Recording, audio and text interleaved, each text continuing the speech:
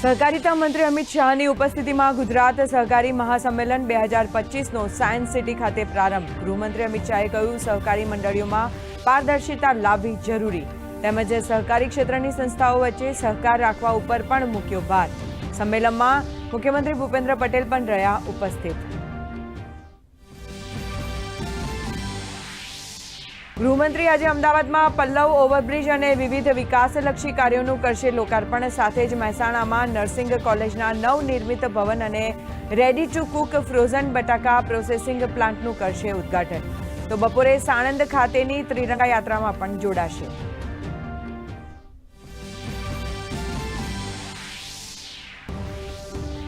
One mission one message one Bharat હેઠળ 7 સર્વદળીય પ્રતિનિધિ મંડળ ટૂંક સમયમાં દુનિયાના અલગ અલગ દેશોના પ્રવાસે થશે રવાના।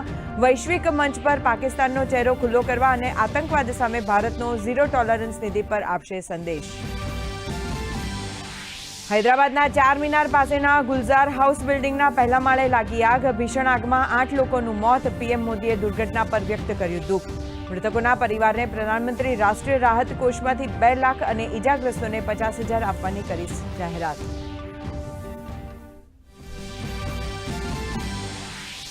ન્યૂયોર્કમાં શનિવારે રાત્રે બ્રુકલિન બ્રિજ સાથે અથડાયું મેક્સિકન નેવીનું ટ્રેની જહાજ। દુર્ઘટનામાં 2 લોકોના મોત, 17 લોકો ઇજાગ્રસ્ત।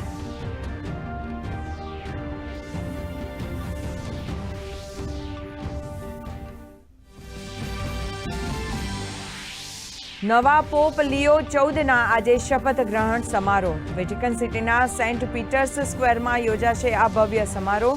સમગ્ર વિશ્વમાંથી અનેક મોટા નામો આ સમારોહમાં થશે સામેલ।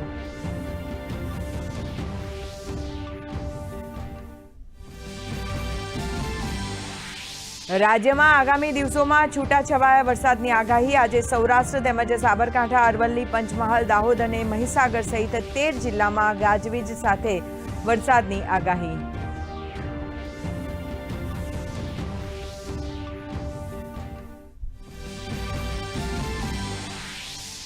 સમગ્ર વિશ્વમાં આજે ઉજવાઈ રહ્યો છે વિશ્વ સંગ્રહાલય દિવસ। આજે સમગ્ર દેશના તમામ સ્થાયી સ્મારકો અને સંગ્રહાલયોમાં પ્રવેશ ફ્રી। આ વર્ષની થીમ છે the future of museum in rapidly changing communities.